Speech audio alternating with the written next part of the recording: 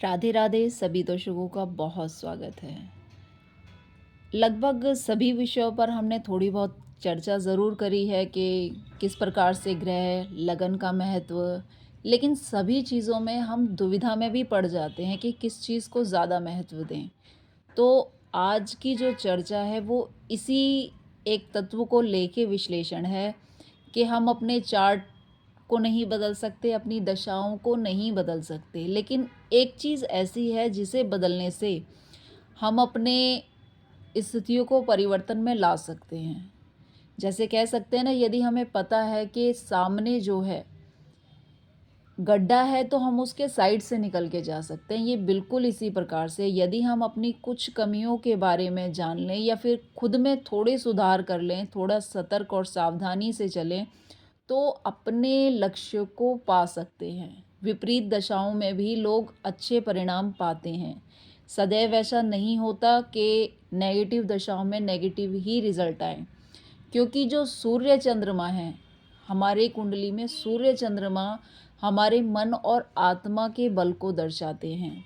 अगर हम किसी भी प्रकार से इन्हें मजबूती से कंट्रोल में लेकर आते हैं, जैसे कहते हैं ना, एक बच्चे को अनुशासन में लाना थोड़ा मुश्किल होता है, लेकिन बड़े होने पर अगर उसमें थोड़ा सा भी इस चीज़ के प्रति संवेदनशीलता है, वो इस चीज़ को समझता है, महत्व को समझता है, तो वो अपने में अपनी आदतों पे कहीं थोड़ा बहुत कंट्रोल लगाने की कोशिश ज़रूर करेगा, तो परिणाम ज़रूर बदलेंगे। तो क्या सबसे महत्वपूर्ण है, वो है सोच। अगर हमने सोच को बनाना के साथ साथ उसे अमल में लाना चालू कर दिया, तो ये जो हैं 4 सूत्र हैं, कह सकते हैं इसे चार्ट के अनुसार भी समझाया जा सकता है। Clarity of thought. Clarity of thought का मीनिंग ये है कि अपना फोकस क्लियर होना चाहिए। क्लैरिटी ऑफ थॉट, थॉट का डायरेक्ट रिलेशन जो होता है राहु से होता है, राहु से भी होता है।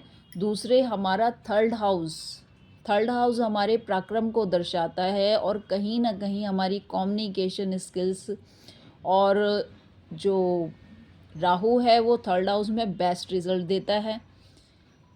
सोच जिस प्रकार की होगी वो हमारे जीवन को बहुत प्रभावित करती है। सोच बहुत कुछ बदल सकती है। अब थर्ड हाउस से जब हम डायरेक्ट 7वें घर को देखते हैं तो वो भाग्य भाव है। यदि हमने सोच में परिवर्तन किया तो वो हमारे भाग्य को टोटल बदलने की क्षमता रखती है।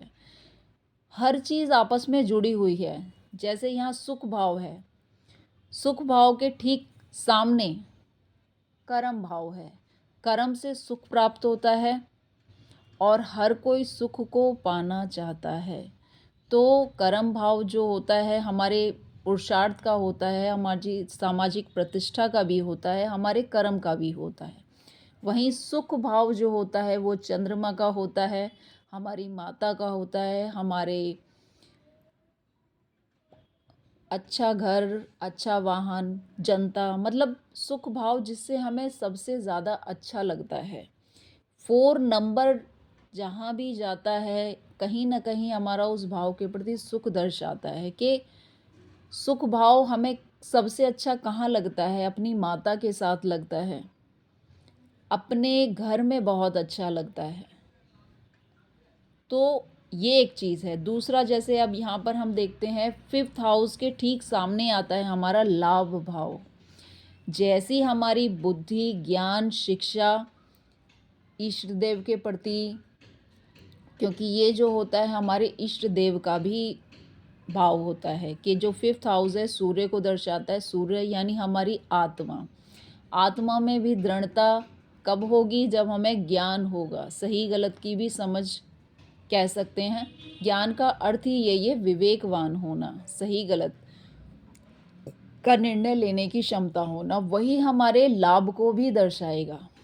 तो लाभ अगर किसी का बहुत अच्छा है तो कहीं ना कहीं उसकी बुद्धि, ईश्वरीय कृपा या फिर कह लो उसकी आस्था, उसकी आत्मा में अधिक बल है, तभी वो लाभ प्राप्त करता है। हर कोई आज के समय में शॉर्टकट को देखना चाहता है कि जल्द से जल्द हमें लाभ मिले। लेकिन अगर आपको बड़ा लाभ चाहिए तो थोड़ा पेशेंसली आपको काम करना पड़ेगा। पेशेंसली काम करने का मतलब ये है किसी भी चीज़ के बारे में थोड़ा रिसर्च करो, थोड़ी नॉलेज गेन करो। क्योंकि अगर कहीं पर बिना तैयारी के आप जाते हैं तो फिर ऑब्वियस है कि वहाँ हार होगी। ज्ञानवान व्यक्ति कभी भय में नहीं आता।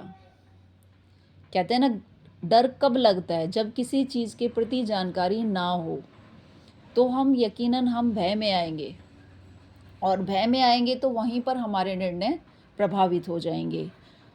अब आता है सिंसियरली एक्शन। अगर हमारे पास क्लैरिटी ऑफ थॉट है, दूसरा प्लानिंग भी है। फिफ्थ हाउस कहीं ना कहीं हमारी प्लानिंग और ज्ञान को भी दर्शाता है। उसके उपरांत जब हम एक्शन लेते हैं, सिंसियरिटी मतलब उसको लाइटली नहीं, उसके ऊपर पूरे विश्लेषण के साथ। कहते हैं ना, जब ज्ञान अधिक होगा तभी आपके अंदर एक्शन की पावर आती है।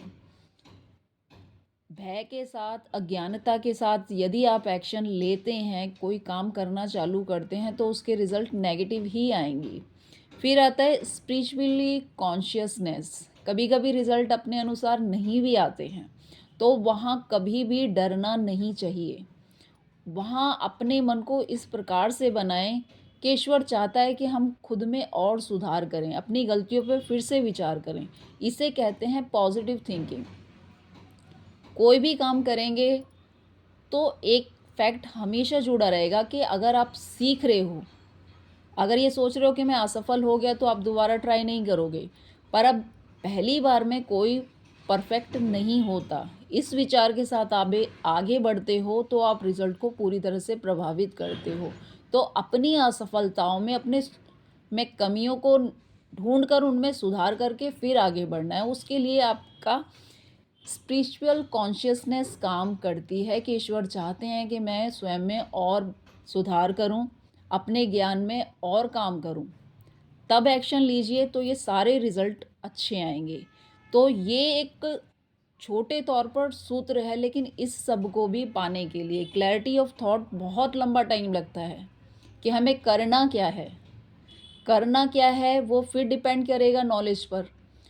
तो जब आप अपने ज्ञान को बढ़ा लेते हैं तभी आप एक्शन लेने के लिए स्ट्रांगली फेस करते हैं, और तभी आप अपने लाभ डिसाइड कर पा सकते हैं। लेकिन लोग आजकल लाभ पर फोकस करते हैं, लेकिन अपनी नॉलेज या अपनी लर्निंग पर फोकस नहीं करते।